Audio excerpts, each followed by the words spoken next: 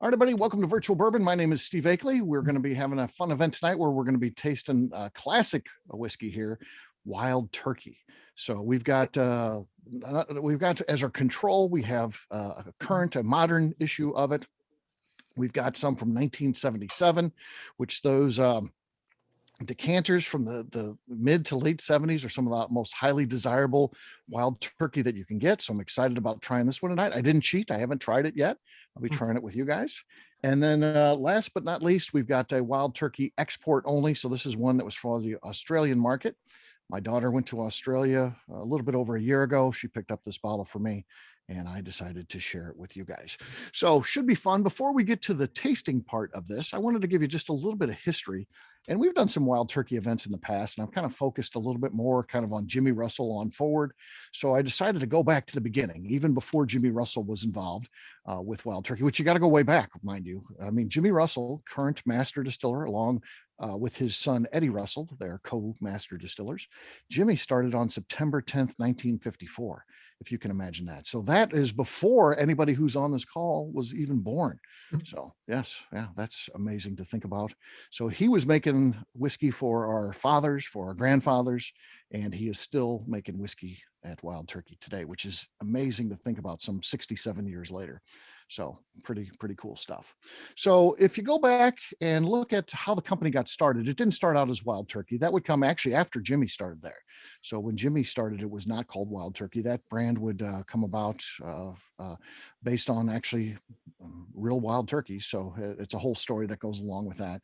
The company actually started, goes back to the 1830s when a guy by the name of James Rippy came over from Northern Ireland and landed in Kentucky. He had some family there and stuff like that. And he's about 20 years old. He had moved to the U.S. and landed in Lawrenceburg, Kentucky, which is where Wild Turkey still is today. And he went to work as a grocery store clerk. And as the grocery store clerk, he started to decide that wasn't going to be his career to be a clerk. He started to work with some of the brand reps that came in and started then selling brands. So he was almost like like a food broker would be today, a little bit different in the 1830s, of course. But he began representing brands and going around and selling that to other grocery stores that would then buy it. And included in his portfolio was some whiskey brands. So he started selling, everything that would be in a grocery store, including whiskey. And as some of the very small distilleries began to struggle, he did enjoy whiskey. So he actually started buying up some small distilleries. He just kind of kept the staff and personnel in place. He wasn't hands-on. He wasn't a distiller himself, but he owned these distilleries. He continued to do that in the 1840s and 1850s. And then in 1853, he ended up buying a fairly sizable distillery called Steamville Distillery. And they were producing at their high about 120 barrels a day, which is pretty darn good. I mean, a craft distiller was probably producing 1 to 5 barrels, maybe. I know Stumpy's locally here in St. Louis, they're getting ready to move up to 15 a day. So making 120 even back then, that's a lot of product to produce. So that was fairly significant. And he ran that for a while, ended up selling it out to a guy by the name of Judge McBrayer. And well as one of his sons. So McBrayer and one of his sons ended up buying that. And Judge McBrayer is, if you really know bourbon history, he's the guy who started the Kentucky Owl brand. So he is a descendant, or Dixon Dedman, the guy who is affiliated with Kentucky Owl now, is a descendant of Judge McBrayer. So I thought that was interesting. So he was out of the business then. So finally, after a career, he's out of business. But in 1869, he still wanted to work. He was in his late 50s at that point, and had 2 full-grown sons, and they decided to open their own distillery. So they built one. And I guess they partnered up in 1868. Distillery opened in 1869, and that was the Rippy Brothers Distillery. So named after the 2 brothers, because that would be their legacy. James figured that would be something they would carry on after he was gone. Unfortunately, he would die just 3 years later. So at that point, his son, T.B. Rippy, kind of took over, and he was the one that had partnered with Judge McBrayer before, and so he had a lot more experience than his brother James Jr., so he was kind of the lead there. And they would run that distillery all the way up through Prohibition. And with Prohibition, it would close down. It ultimately would be knocked down. It would be gone. Because again, Prohibition, now we have the benefit of hindsight. Now we know that, hey, just hang on. It'll come back. You didn't know it was going to come back. Most people thought that was the end of the whiskey business. So that distillery was gone. So after Prohibition, the Rippy brothers were deceased. They were no longer part of it. But a guy by the name of T.B. Rippy, so Thomas T.B. Rippy, he took over and decided to rebuild the distillery where it had been before and open it back up. He was the son of James, so he opened it up. He was their distiller, and he began distilling. And then when he got old enough to retire, his son took it over, became the first recognized master distiller of the company, and his son. Then they ended up, when he got to kind of older in his career, he hired a guy by the name of Bill Hughes, who became their master distiller. So he was the second distiller. And that guy, as he was nearing the end of his career, Jimmy Russell was brought aboard and literally started at the ground floor. They recognized that he had some talent and kind of worked him all over the distillery. So he started out sweeping the floors, but literally did bottling, everything in a distillery, so he could learn the business. And the reins were turned over to him in the 60s then, and he became the third master distiller of the brand we know today as Wild Turkey. I thought that was interesting. Jimmy actually started in 1954, as I said before.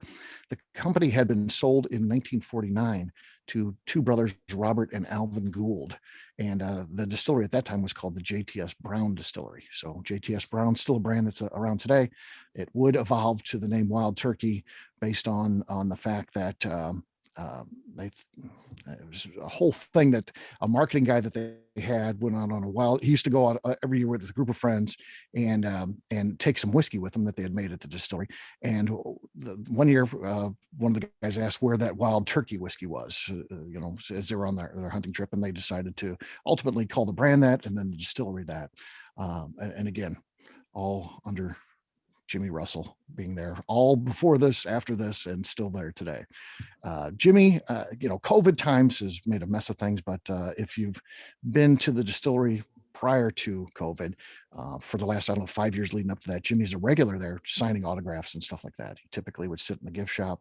I know he can't do that these days, but I hope we can get back to that as the vaccine, puts things in the right direction. Oh, we got a sign bottle there. Is that what you just showed up? So, but yes, that is the very, very cool stuff. So there's a little bit of history on how we got to where we're at today. Like I said, today, Jimmy is still kind of more of a figurehead. Obviously, his son, Eddie, is the true master distiller. He's the guy making the calls on things day to day. Jimmy, of course, if you're having a conversation with him, he would tell you he's still the boss, because that's just how Jimmy is. But Jimmy is really one of the most knowledgeable people you ever meet. You can take a bottle to him with no information on it, and he can tell you what year it came out. Or I've taken in signs in there and stuff because I've had him sign like a metal sign for my garage that I've got, and he told me what year that came out. I mean, he's like a walking encyclopedia of Wild Turkey history, and still is to this day at 86, 87 years old. Just amazing. So that knowledge just can't be replaced. Bruce, the grandson of Jimmy, Eddie's son, is now destined to be the next distiller. So the third one from the Russell family to take over. So another interesting bit of trivia. If you ever have met Jimmy Russell, his wife is usually with him, Joretta. But she actually worked at Wild Turkey before Jimmy did. So she was kind of an administrative role. And she worked there. I believe her uncle had worked there as well. And she went to work there, and Jimmy knew her beforehand, maybe because he liked her, he'd applied there. I don't know. They ultimately, after he started working there, they started dating, they got married, and then she did leave Wild Turkey, but she loves Wild Turkey, big supporter of that. She's also told the story too, that there were three sons in the Russell family. So Jimmy had three sons. The first two were older than Eddie, and they didn't want any part of the business. And Eddie did say he wanted to be in the business, and then went off to college and was having some fun at college, and came home one summer and said, you know what? I don't think I want to do the distillery either. And Joretta famously told Eddie, bull. You're not even going back to college. You're going to work at the distillery. There has to be a Russell at that distillery.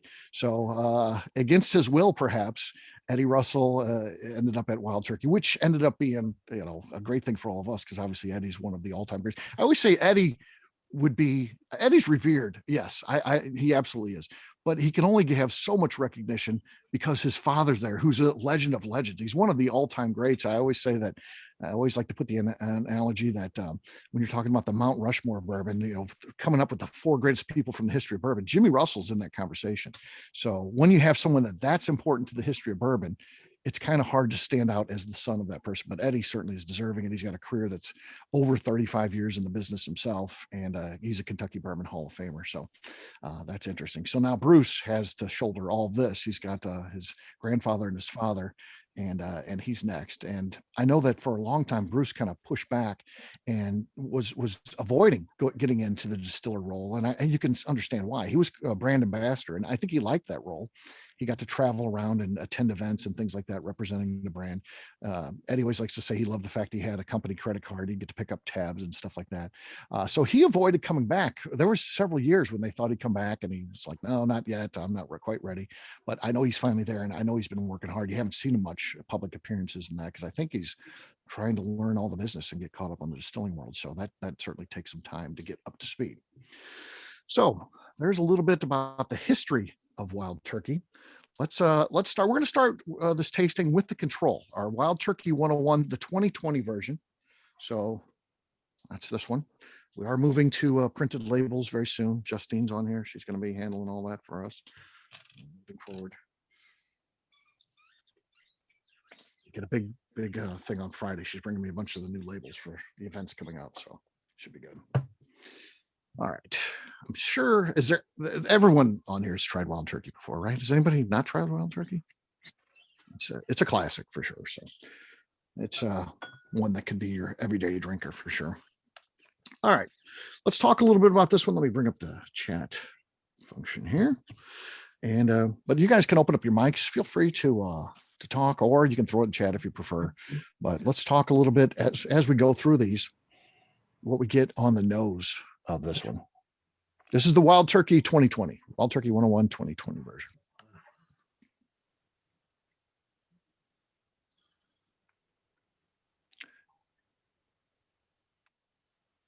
I mean, certainly got the brown sugar on there. I mean, this is about as classic bourbon as you can get, but it's also got caramel, kind of light tobacco caramel. Yeah, I agree.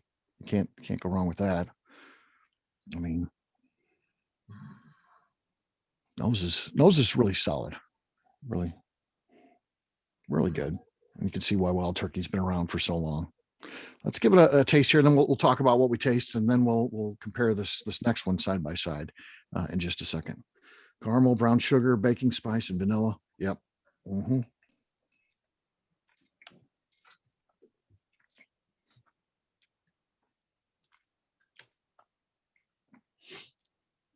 Wild Turkey 101. All right, on the taste, what are you guys thinking here? A little coffee note.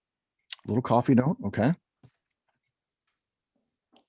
Danny just shared that comment. Famously drank a whole bottle of Wild Turkey and had his brother-in-law, who just got released from prison, give him a tattoo, and a very bad move. It didn't work out at all. His wife was out of town. She was on a cruise with the girls, and as she's stepping off the boat, Danny says, "Guess what I got?" He had to he got it fixed. It ended up pretty nice. He got lucky. Guy was able to fix it, but yeah, it's a classic story, Danny. Yeah. Hey. If I could find that tattoo later, I'll share it with the group. I've got it on my phone somewhere. So it's a classic moment in Wild Turkey history. Well, you got to show the before and after. Yeah. I don't have the after, but you're here today, so you can show us that.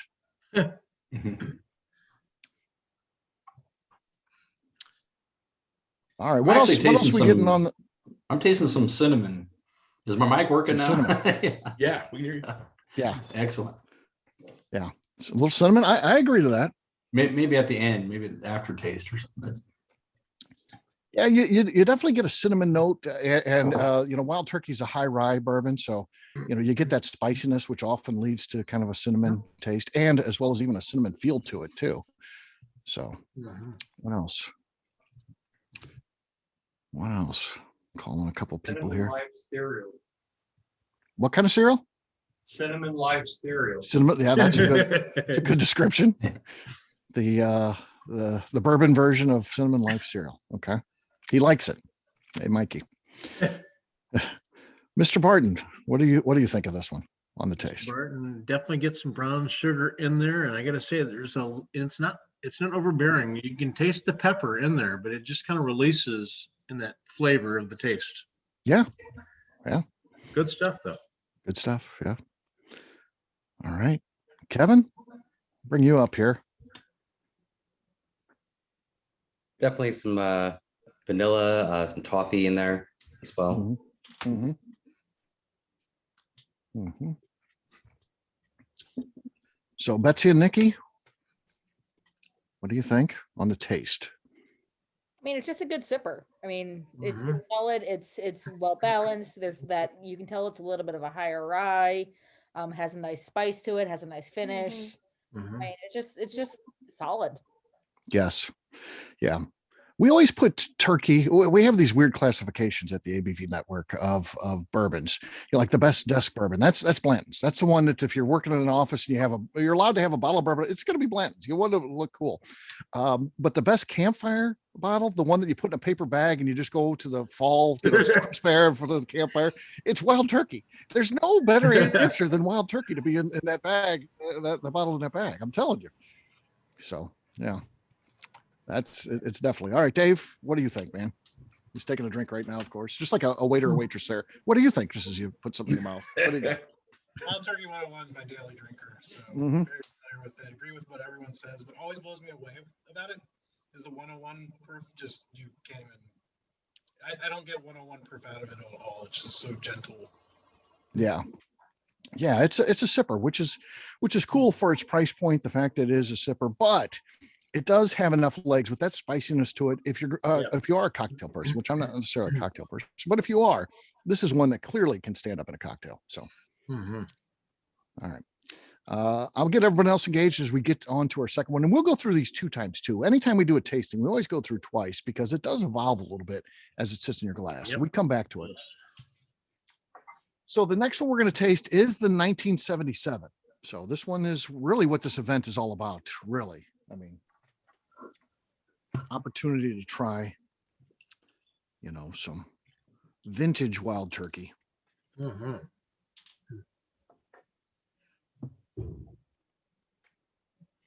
All right. This will be interesting. Let's take a nose on this one and talk about what we get. Sweeter. Yeah, very sweet. 77 is a good year, says Justine, born in 77. Birthday coming up, by the way. So she got a gift from me just the other day. Part 1 of 2 or 3, maybe. Leave it right there. Yeah. So love the color. Yeah, the color is awesome. That's in the mahogany range there, which is ideal. Mike says snickerdoodle cookie dough. Beautiful, beautiful description there. Sweet baby. A lot darker than the 2020. Makes sense too. Does make sense. It did come. I'll show you guys. Here's the decanter it came in. So that's what it looks like. Wild Turkey. Cool. This goes to Danny when I get done because he's our Wild Turkey guy. This is 8 years age stated. 8 years old. Hey Steve, how many ounces were left in that thing when you decanted it? Keep it right there. Did, yeah. Well, let me think. So I can tell you by the number of people we have that signed up. 17 ounces. It was 21 ounces were in there. So that's what we got. Usually we do 24 samples. This yielded 21. So it's pretty full. It held a lot. Did not a lot of evaporation there. My sample wasn't all the way full. Neither was mine. It was only like halfway full. Well, it was. Oh, you're part of staff. This is the staff, which is Justine and I. We if we have to shortchange anyone, we shortchange ourselves. Of course. It was maybe like 3/4. Yeah, well, that's Between how half mine and was. 3/4. Yeah. That's fine. Yeah. So maybe 19 ounces. Justine and I basically split one. All right. What are we getting? What else are we getting on the nose? There is a sweetness there that is like something yeah. else. There's a chewing gum type of sweetness that's going on there Raisin, too. maybe? Raisin, yeah. There's definitely some raisins there. Definitely. You do get a little of that mustiness that you get from those old decanters. A little bit older whiskey that has that a little bit different note. You can just by smell tell the the whiskey that is this older, and it's got a little of that going there too. All right, let's give it a smells taste. like juicy fruit. Juicy fruit, yeah. We need to start a whole new the gums come up a lot on this and people share. I think we need, you see those bourbon wheels, we need to start one that has different chewing gums, Hubba There you Bubba and yeah, juicy fruit, fruit stripe. One time somebody said you got to be older to know some of these, but yeah, Double bubble. yeah, double bubble, a big red with the ones that have a lot of There you go. cinnamon taste. There you go. This flavor will last a little bit longer than fruit stripe, though. yeah. Some of those the gums taste really good. Like the remember the bazooka gum? It tasted really good, but for like 30 seconds, and then it was done. Yeah, it's all baseball cards. All Come right, on, let's Steve. taste this and see what we think. Oh yeah, gosh. Wow. Yeah, that is buttery goodness. You're right. Like buttery, sweet. There's like a tangerine taste in there too. There's like butter in there. Man, I wasn't expecting that because Yeah. you're right. You're right about like the musty kind of like the older musty whiskey smell. So I was kind of worried about the flavor, but man, it is just oh yeah. this is one of the best whiskeys I've ever had. Yeah, that musty. It sounds bad because anything else you would describe as musty is not desirable. It doesn't sound good. The whiskey, it actually is a good thing. It's good. So Earthy, earthy. Yeah. All right, I do want to kind of get everybody to weigh in on this one. We'll start on my screen. We'll go follow my screen, which again is different than you guys. I don't know why. You think Zoom would be the same for everyone? It's not. But so on my screen, the legend is first. I'm going to ask him about what his thoughts on the taste on this one.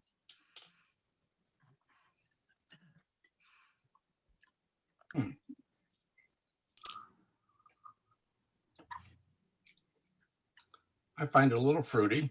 Okay. Some caramel. It's got a great finish. Yeah. Got a good mouthfeel. Mm-hmm. Got good legs. Yeah, it does.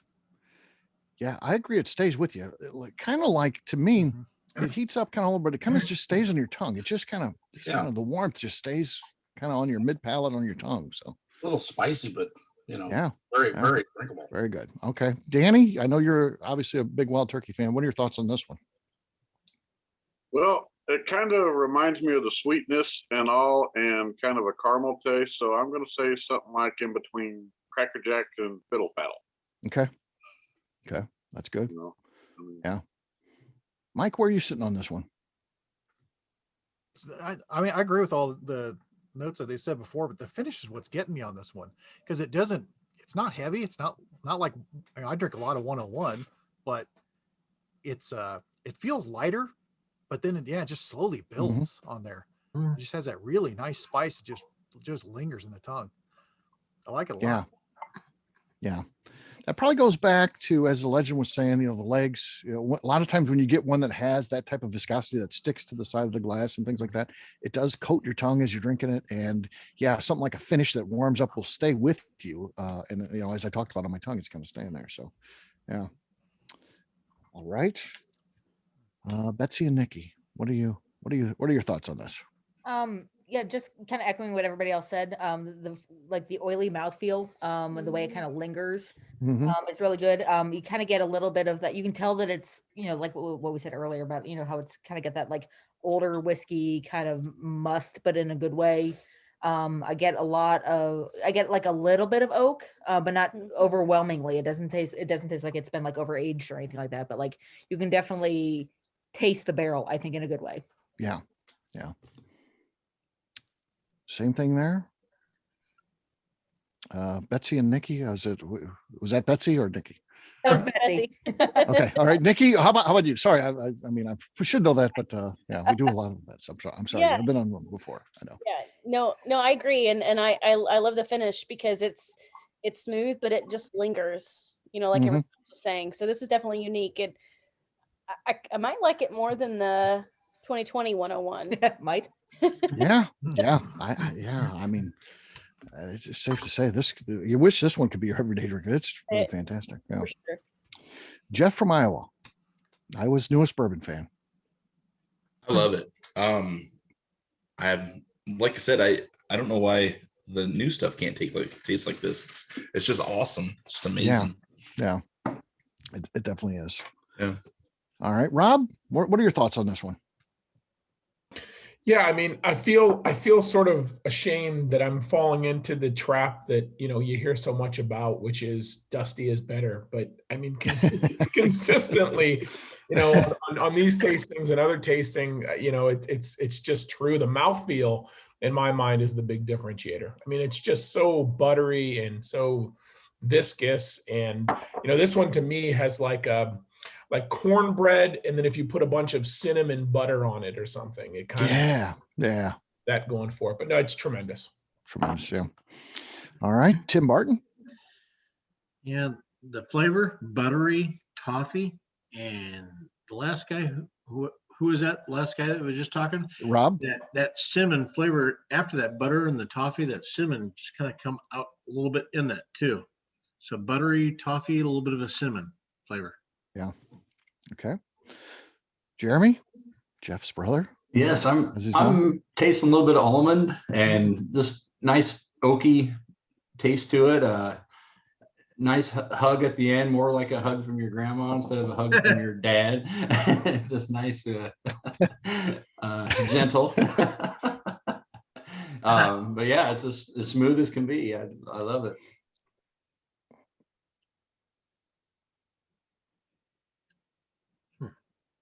That's good.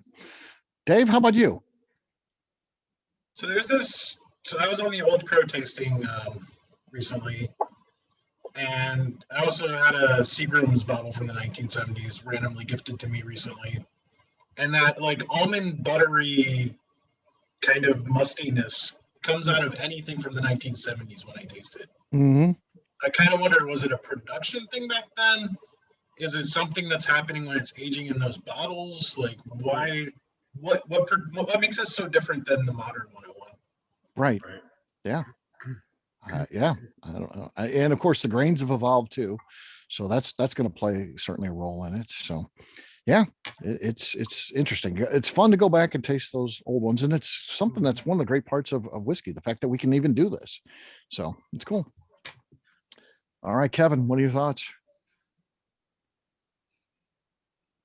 So I think I'm going to have trouble topping Rob's description of the cornbread with warm cinnamon butter, because that feels like a pretty solid one for me. But really, just enjoying the incredibly smooth mouth feel, and like others have said, the nice finish that sort of lingers with you a little bit and gives you a little bit of that spice on the back end. But yeah, just a really easy drinker. Yeah, great. Brent.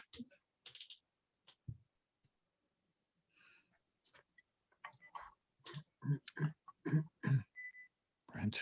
All right, we'll pass on Brent. Joe? I picked up a lot of citrus in this one. So orange, lemon, even a little bit of lime. It was very citrusy up front. You could definitely taste the caramel and the sugar in it. It was, I thought, smoother than the first one. And then I got a back rye spice at the end. Yeah. Yep. That's pretty cool. Mr. Bill? Different background than usual from Mr. Bill? Pretty much what everybody else has said, but up front, I'm tasting some bitters, and then that fades away and then goes to something else. And it seems like it changes 3 or 4 times in your mouth. Yeah. Yeah. That layering of flavors is pretty neat for sure.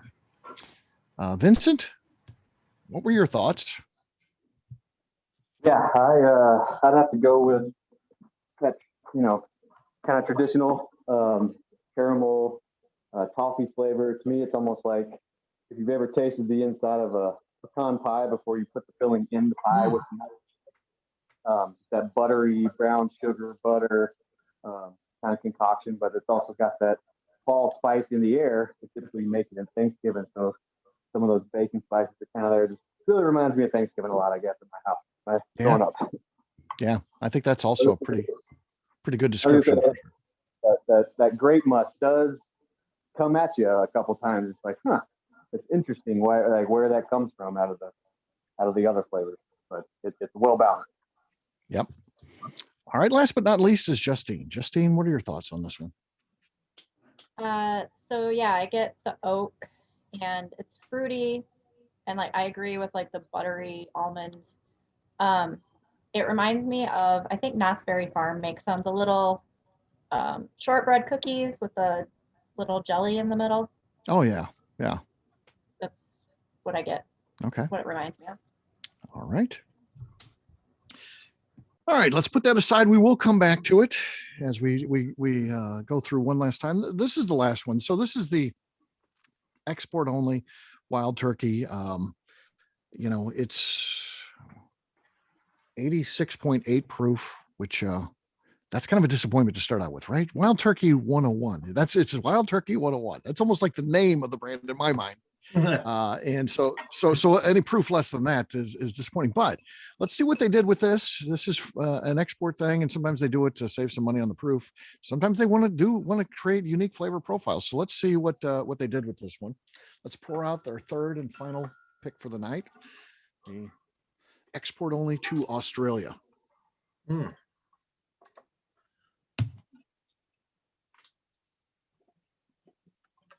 Obviously, you can tell just by looking at it, it's lighter, of course. Yep. Looks like the lightest of the three. Kind of yellowy and orange hues. What do you think there with the analysis, Jeff? Color? I would say golden honey amber. Yeah, that's pretty good. That's not bad. That's not bad. All right, as you nose this, to me, it jumps out right away. It's very different than the other ones. Big time.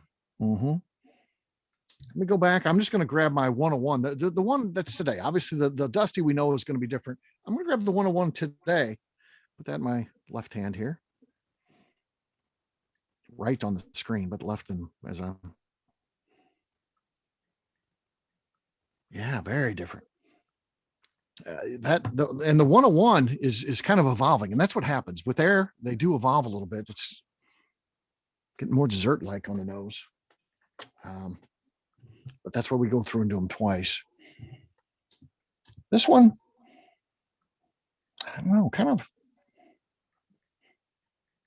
banana splitish. I mean, tastes kind of some sort of fruit there. What's that? I just said there's just so much of that like honeysuckle kind of flavor.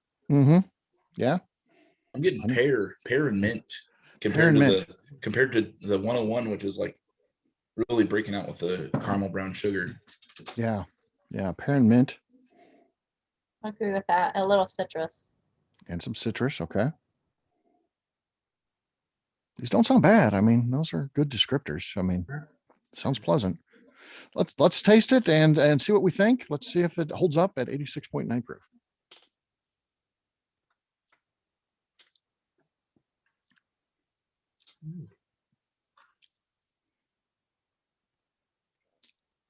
Okay.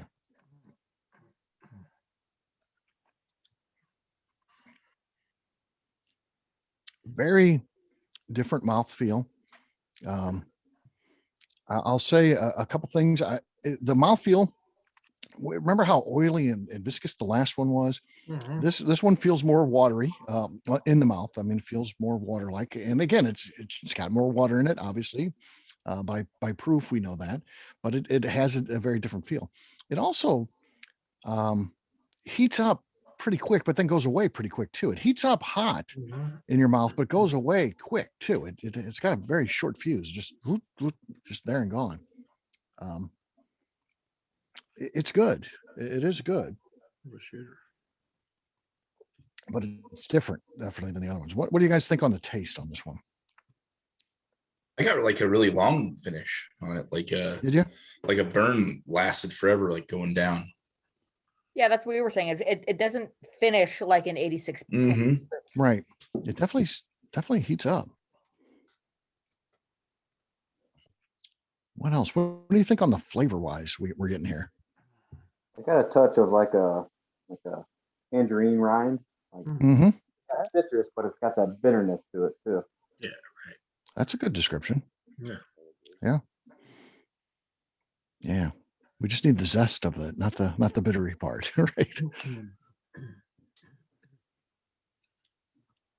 What else? What else are we thinking on the taste?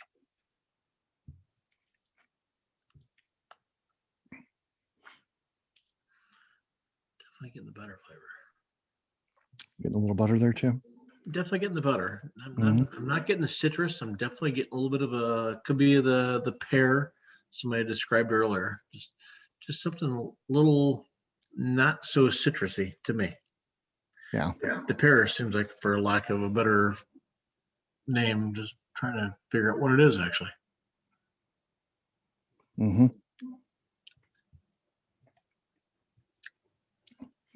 There's definitely some tingle to it too. So. Yeah, there definitely is that. And I don't want to say it's peppery. It's not cinnamon. It just has a little zing to it. Yeah.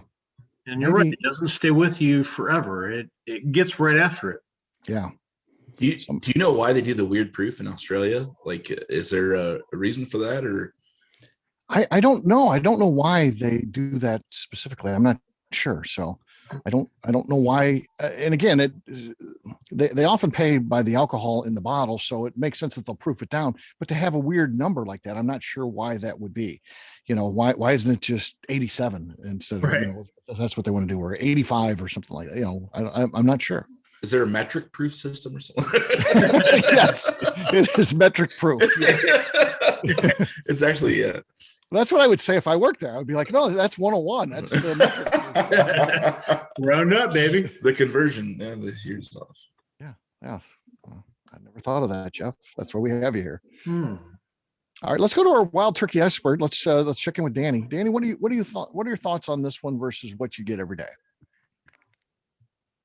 Well, like I said, I feel like I said, it is a much more watery version.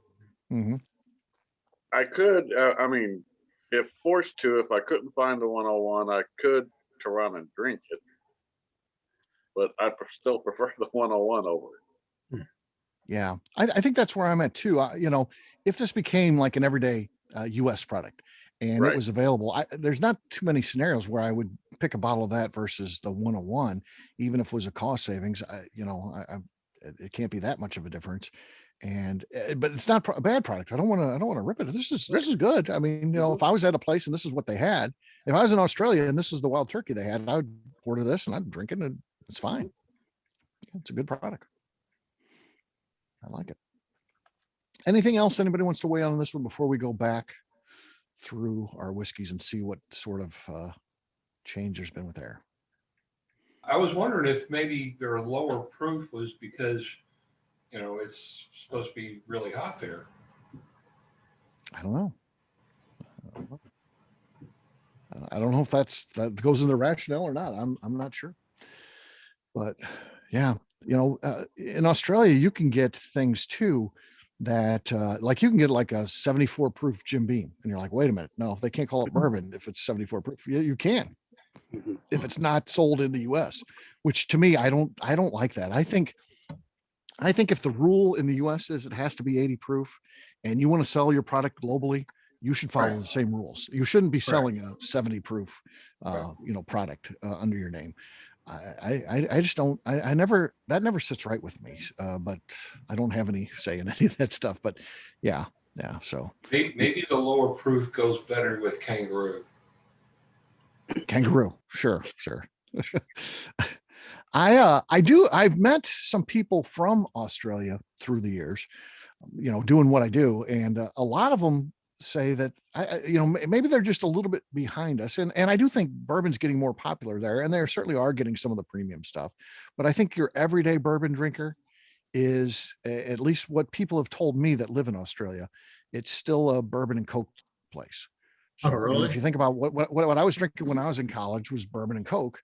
You evolve over time. You start then seeking out the things, and it sounds like kind of that's where that market's at. It's a little bit younger bourbon market, if you will, than where we're at now. So still a mixer. Bourbon and Coke. It's a mixer. That's what a lot of them have told me. They're just like, bourbon's just a mixer here. I'm like, well, there's some pretty unique ones you got to try before. Yeah. So yeah, Steve, I was going to say that if I had to use it as a ingredient in a cocktail, that'd be the one of the three that I'd use, because I wouldn't feel guilty about using it in a cocktail. Right. Right. And secondly, I also like to use bourbon in some steak marinades and some other marinades. And it'd be okay to use it in marinade, because again, there'd be no guilt factor that I'm missing out on drinking it versus using it for another cause. So it has its purpose, but it's my least favorite of the three because of the taste. I do feel like something like a marinade or a sauce that you're making with it, it would hold up. Again, that spiciness would make for a pretty darn good sauce, I'm thinking. So yeah. So cooking with something like that, would be pretty good for sure. But again, if it was the only thing I had to drink, let's jump back to our first. Oh yeah.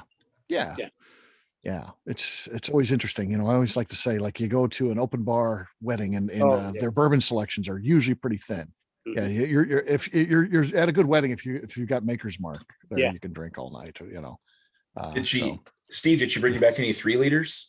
Because I know Australia has 3 liters there. I know. No, she didn't do that. She's a global traveler though. She's already planning some trips. She's going to, I think she's going to Thailand, maybe later this year. So I've already been starting to talk to her about putting in some orders and stuff like that. Like, all right, we got to start thinking about what we're going to get. So yeah, I got to give her an extra what's backpack available in time.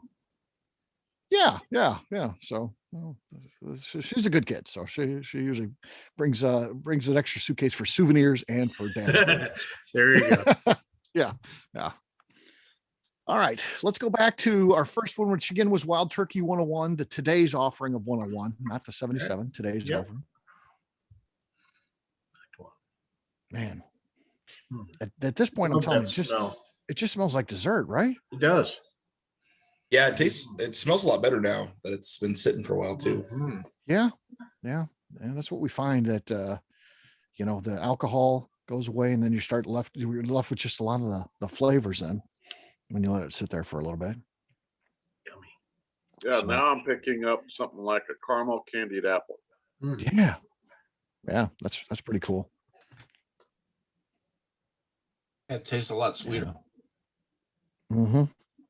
Let's try it. Let's see what we got on the taste. Round 2 here. Definitely sweet. Yummy. Yummy is a good descriptor, I think. That's Thanks, good. Steve. That's good. Kind of sums it up. Yeah, it's got definitely the brown sugar, almost kind of a chocolatey buttercream frosting taste to it too. I mean, it's good. Good. Anything else anybody wants to weigh in on the second tasting through on the regular 101? All right, I'm excited to go back now to our 77, which was the star of the show, and see what's happened with a little bit of time on that one.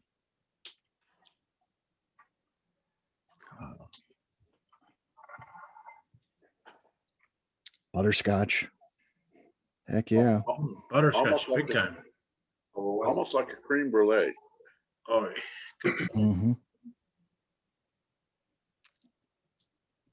yeah. Creme brulee for sure. Custard. Custard. Yeah. Or sugar. And sugar. The creme brulee. Yeah. Yeah.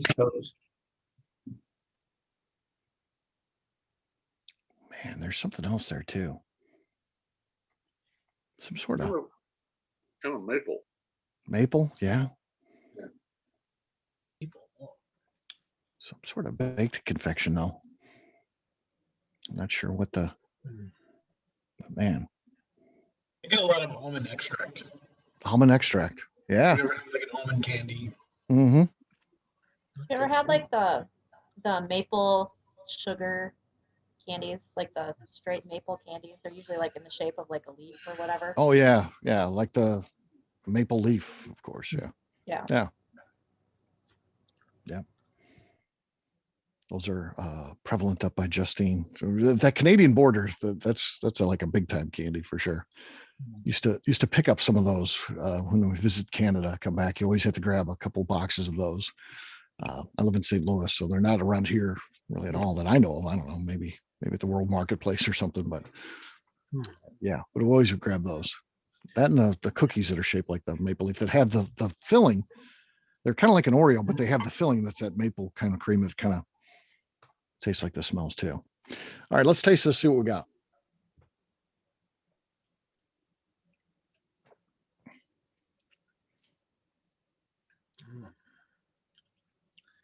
Yeah. It's very solid, obviously. Hey, Dave, you're right. Those almonds really, I'm getting that now. It wasn't before. Dave called it. It helps to do a group tasting because one times it's like someone breaks the code. They find something that's in there, and then everyone tastes it. They're like, yes, there it is. So you never know, is that the power of persuasion, or is it just it was there and you didn't know? Again, using your olfactory system to pick that out then and to taste that. So yeah. I feel like this one is like the one that, the empty glass that you want to come back and smell later. Yes. That'll be a post-event assignment. Finish your glass and then don't rinse it out. Don't do anything. Just leave it empty and then sniff that in the morning and see what the way the flavors, I don't know what happens. I don't know what the science there is, but it's like concentrated just goodness when you smell a glass that's been left out overnight. I have no idea why. But yeah, Justine brings up a good point. This would be very, very good for that. And I'm getting towards the bottom here anyway, so it's about gone. I want to ever watch this glass again. Yeah, keep it in baggy. Keep it in a baggy, yes. Yeah.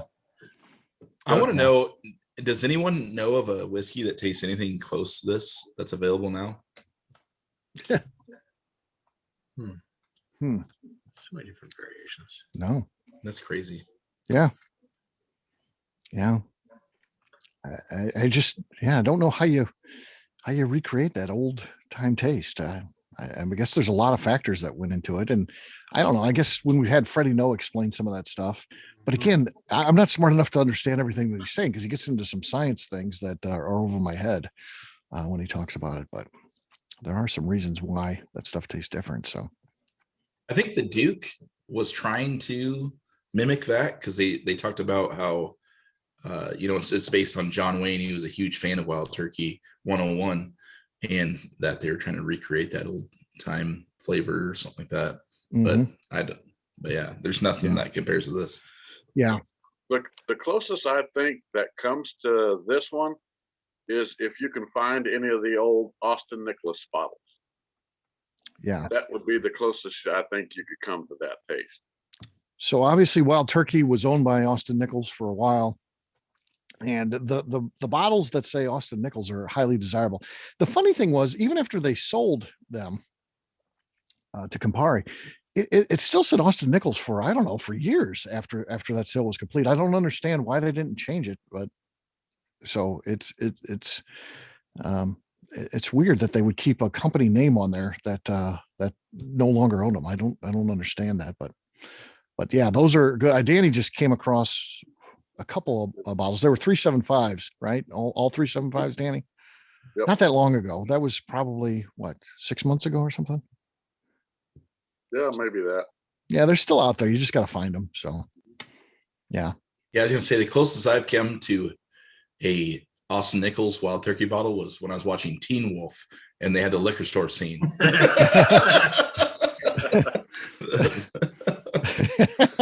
That was as close as you got. Okay, yeah. Yeah, Danny got 3 bottles and he claimed he would never open them because they're collector's items. And I was with him when he drank through 2 out of the 3. You're with them or you were part of it? I was part of it too. I got to drink some of it. So okay, good. A little convincing. Were you pressing for it?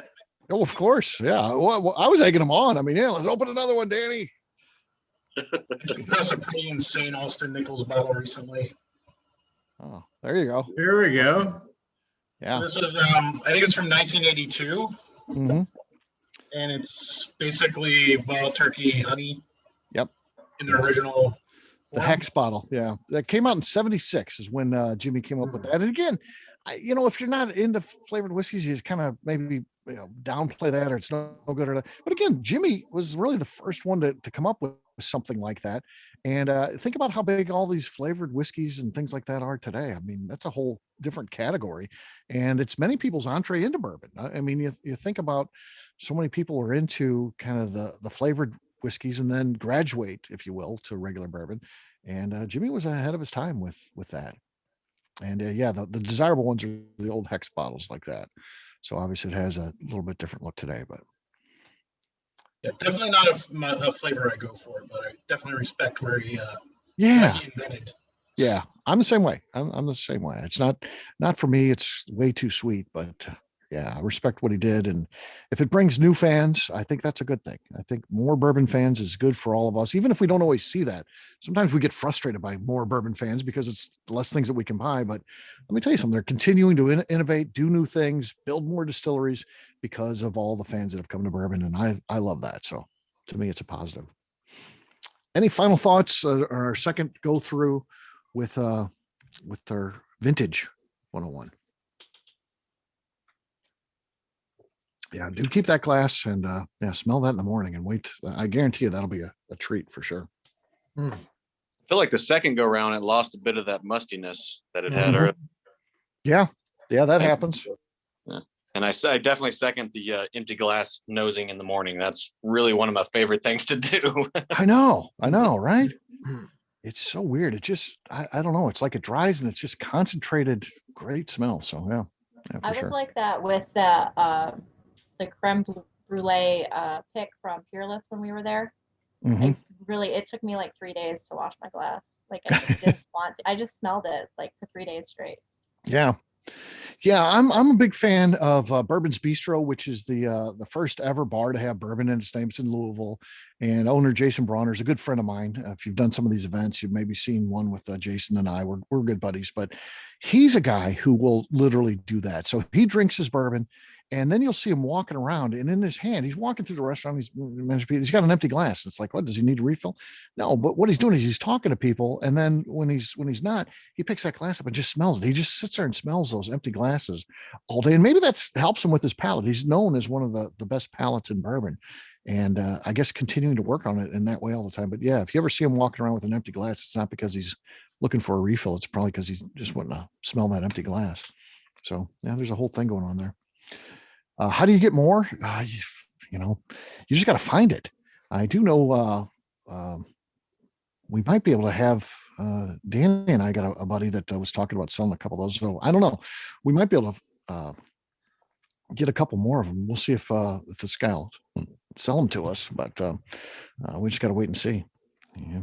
I mean, this was I got this one through a friend of a friend. So my buddy Corey from New Orleans had a guy, and it's the same guy that has these other two now.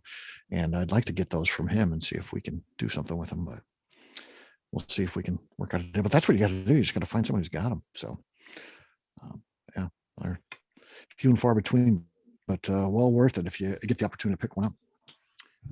All right. Last one we want to do is go back to our Australian export. See what's happened to this one. It smells kind of the same as I remember it before. I don't know that this one has evolved any, but let's see if it's evolved on the taste.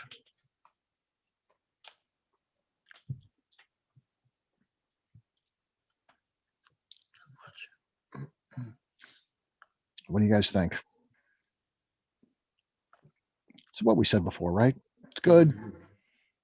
It's a good whiskey. Its biggest obstacle that it's got is it's sitting side by side by, you know, a great whiskey and then a very good everyday type of drinker whiskey. And but it's good on its own if it just, you know, you're just going to try it, I think, by itself. Nothing wrong with it. If I go to somebody's house and they break out with a bottle of this, then, you know, I don't have a problem drinking it. But my preferred is still going to be the 101. Yeah. Yeah. Like legs. Mm-hmm. Yeah. Yeah, I mean, I've been stuck at bars with Wild Turkey 81, so this is a step up from that. Yes, it is a step up from the 81. Yeah. The 81's such a disappointment every time. Yeah. That's like, I love Wild Turkey 101 rye, and that's hard to find in St. Louis for some reason. You do find it every once in a while, but the 81 rye is everywhere, but the 101 rye is harder to find. So I usually pick it up when I see it. And I did run across some bottles by you, Danny. There's that liquor store not too far from your house. Last time I was visiting, I stopped in there, and they had some 101 rye, which was nice. So I grabbed a bottle. The one right around the corner from me? Yeah, like the little strip mall type of thing. Yeah. They had some 101 rye, which is cool. It's hard to find for some reason. I have no idea why, but it is. You don't see it out there much. I'll have to go over there and look at it. Yeah. That's one of my favorite picks to get at a bar because again, I don't get it that often in St. Louis, and it's always cheap. It's, you know, a $5 pour. So when you're at a bar and you've got a large collection at the house, it's always tough to pay $25, $30 for a pour when everything that they've got is what you've got sitting at the house that you drink.